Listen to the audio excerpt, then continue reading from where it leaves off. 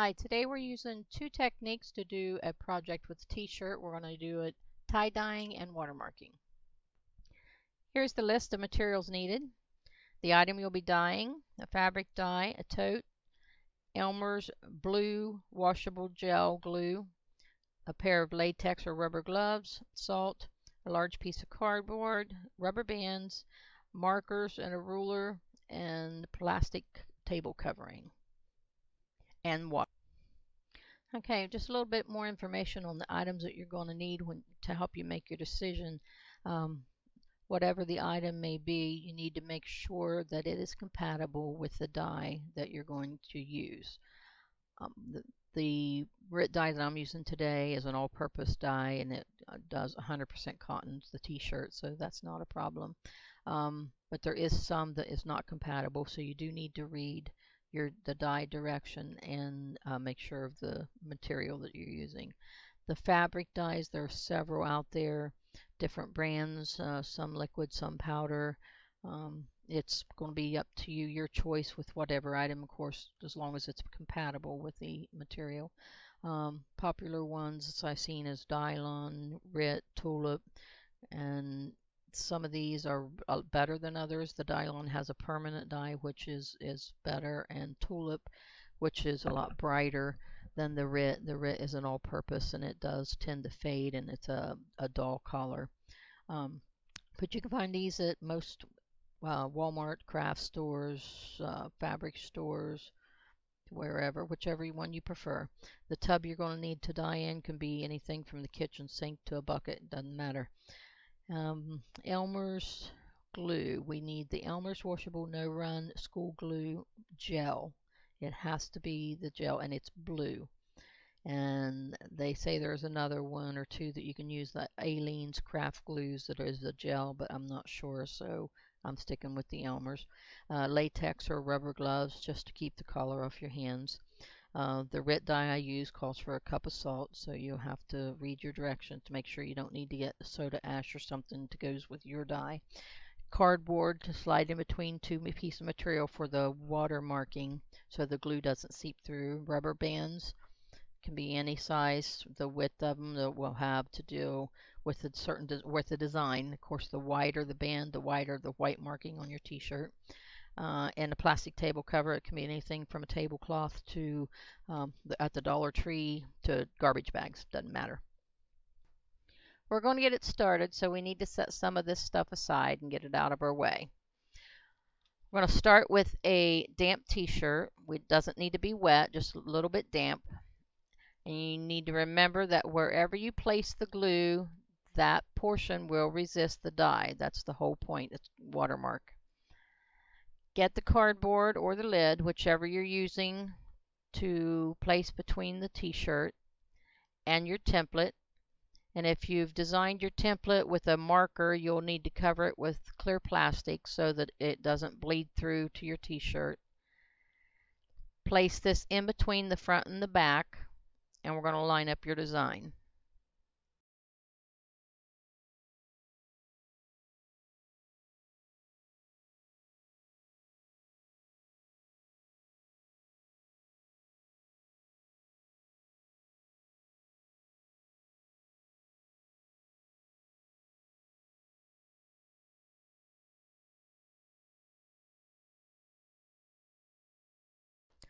To line up your design, you need to find the center of your t-shirt, then drop down the same distance on both sides from the shoulder stitching, and then come in from under the armpits the equal distance on both sides to center up your design. Once you have that, you'll want to tuck the sleeves in on either side, and the bottom tuck it under. That'll make it easier for you to work with.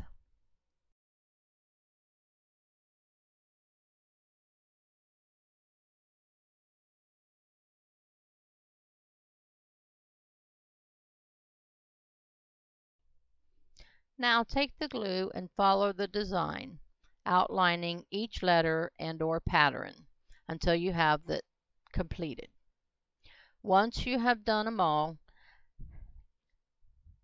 and it begins to dry, you will notice that some of the lines are disconnected. That's because the glue did not adhere to the fabric in those places. All you need to do is go back and reconnect the lines and then set it aside to dry.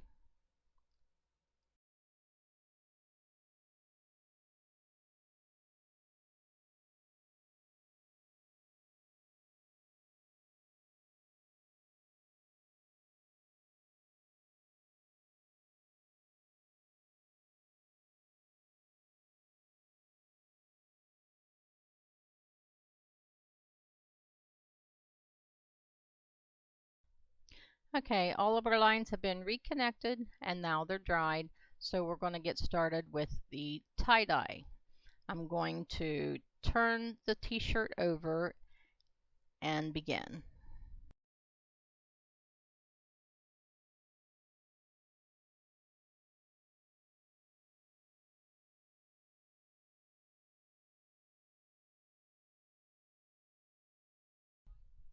I'm going to be sure to pull the front material from the back and find the center and fold it over and kind of crease it when you get it folded in the center. Just be sure you don't have any of the front material in with the back, that they're separated. Lay it flat out on the table, and I'm going to put a cross on the back, and I'm going to use my ruler for the measurements. So I'll lay it out here on the back side. I'm going to measure down and trace around the ruler. You don't have to be precise, but then you take the side cross and put it on there. Just outline it all, and then I'm going to show you how you pleat it together to put your rubber band on it for the tie-dye process. In order to tie-dye it, you want to turn it and begin at the bottom. Make sure it's all flat. Start at the very bottom where I've drawn the line. You want to start pinch pleating it. You'll have to hold it in your fingers, hold the pleats as you go. And this is kind of small, so it's making it difficult. It's easier if you have a big design. But you pleat it at the line and you turn, and now you want to start pinching it as you gather it, bring it down, and you hold the gather together to where when you look at what you have pleated in your fingers, the line is straight, the line that you drew for your cross. So now you want to continue and go all the way up the line. Then you'll turn around each corner as you go. And you have to be careful. You may have to start over because I'm not used to it. And like you, if you've never done it before, this is such a small pleat that you might lose it a couple times, but you'll get the hang of it. Now once you have it totally completed to where you've got them all together, I'm going to fast forward it when I get so far so that we can do it for sake of time. But once you have your lines and your line is all together, you can see here where the pencil line. Once you've got that all gathered together from top to bottom, then you will put a rubber band around that line.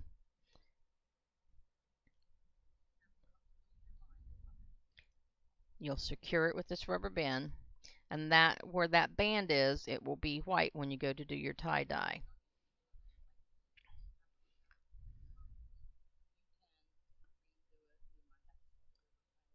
Once you get this done, I'm going to go and put a circle around that, and I'm going to put some other tie-dyes areas on to pull your material through and wrap it with the rubber band. It's really easy, but we'll fast forward it. Now I'm going to take and randomly put circles around on the t-shirt just for a little more decoration. I'm going to put the one around the cross and just some down the sleeves and some halfway down on the hem, like the circle's actually going off of the shirt. So just different places, bigger ones, smaller ones, different size.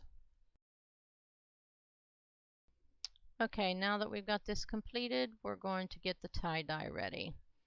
You'll need your tub, some water, your dye, salt, pair of tongs to stir things up and to get your item out of the water if you want, a pair of rubber gloves. So we're going to start by putting some water in the tub along with the salt. Go ahead now and add your dye and your remaining water. Now we're going to put our gloves on before we put the t-shirt into the dye.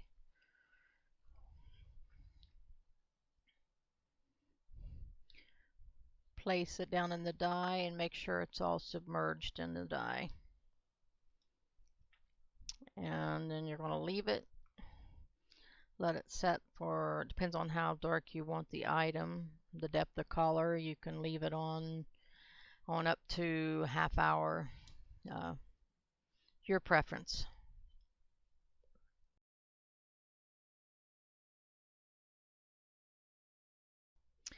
Okay, now that you have it to the desired color, you need to remove it from the dye, and then you're going to squeeze the excess out and take it into a water bath to rinse it, and try to take out as much dye as you can until the water is running clear.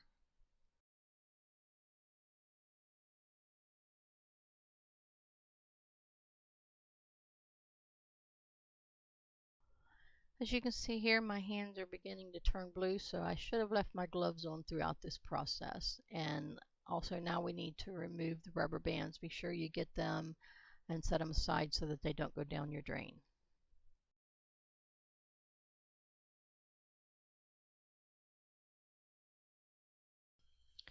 Once the water is running clear, you want to remove the t-shirt, squeeze out as much water as you can, and hang it up, let it dry. Once it's dry, you take it and put it in the washer with light colors and put it through a wash cycle, dry it, and your t-shirt will be ready to wear.